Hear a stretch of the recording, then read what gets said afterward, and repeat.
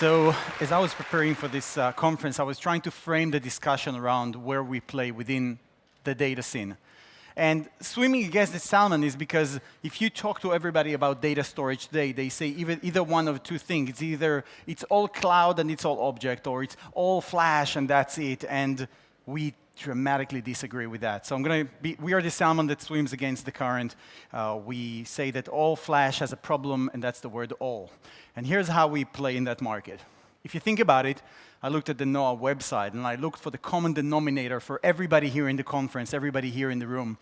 And the main thing we all have in common, the main thing we trade, the main thing that drives our valuations is the data we have, the way we analyze that data, the new angles we're able to bring to our data, to our customers' data. Data is the new currency. Well, when we founded the company in 2011, we looked for new and innovative ways to find the cost associated with data. Because as you build your data infrastructure, every one of you either already know or is about to find the hard truth, data gets very expensive very quickly. So here's what we did. We looked at the market, and we said, let's divide it into two axes. On the y-axis, we have the performance, so a primary, secondary, tertiary, and on the x-axis, we have density. And the reason we use density is because density is a great approximation for cost. So the market was already flooded with a lot of designs. You had the monolith legacy storage arrays that were good for primary storage, couldn't meet certain workloads, but couldn't scale very well.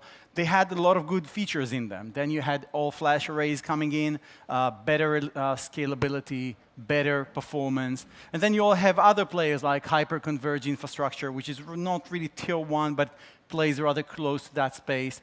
And then on the other extreme end, you have things like Facebook OpenVault and Amazon MegaRec and Backblaze B2 Object, and of course the object providers, and this is an old version of the presentation, that dot should be on the right side, which could really scale but couldn't provide tier one performance.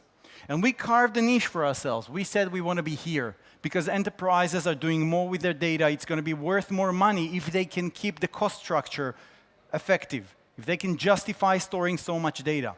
And that's the niche we carved for ourselves. And if you ask 7 years later, how are we doing? Well, pretty good. I'll show you our growth trend in just a second. The reason that customers love us, and we have hundreds of customers and exabytes of storage sales, is that for the first time in history, it's no longer a game of pick 2 out of 3. Every storage in the market today can provide you cost reduction, capacity expansions, and performance expansions, but only 2 out of 3. INFINIDAT was designed, INFINIBOX, our flagship product, was designed to solve 3 out of 3, and the way to do that is to think like the hyperscalers.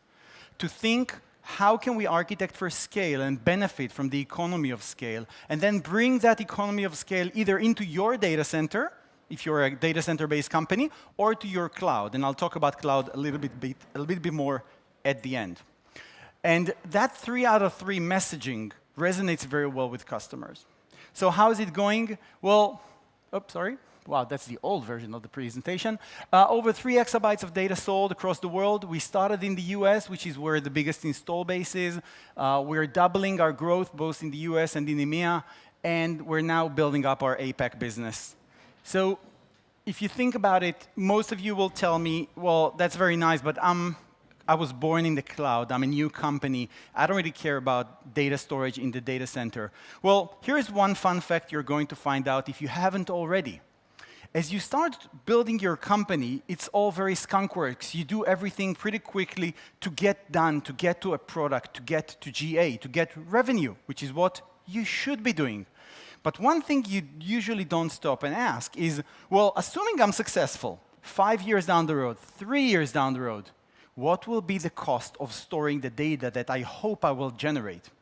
When you figure that number out, you're going to take a glass of water, you're going to sit down and breathe deeply for 5 minutes, and then you're going to ask, how am I avoiding that inflection point where my business will become too expensive to be sustainable? And this is exactly what we're doing.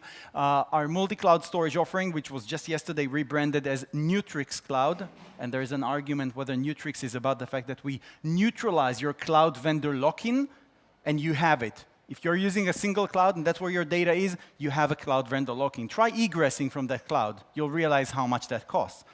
What we offer you is the ability to store your data right between all of the clouds at a very efficient cost structure and a very flexible one, CapEx, OpEx, utilities model, whatever you need for your business.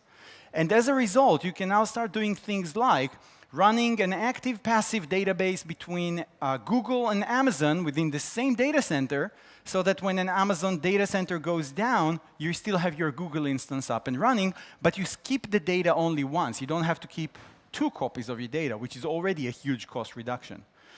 What happens when Google launched AutoML in 2017, and what happens when Amazon leapfrogs them and comes up with whatever new machine learning capability in 2018? How do you quickly switch cloud providers if you have terabytes or petabytes of data already invested in one cloud provider? And the answer is you don't commit to one cloud provider to begin with. You put your data out of the cloud and consume compute from the cloud. And that is our offering for the cloud companies, and that is also our offering for DR as a service for companies that run their own DR, enterprise customers, traditional customers, call them what you will. That is who we are. We bring, for the first time, the holy trinity, if I may, of cost, performance, and capacity into one solution instead of keeping multiple tiers of storage, and add a lot of learning algorithm into making that happen. Thank you very much.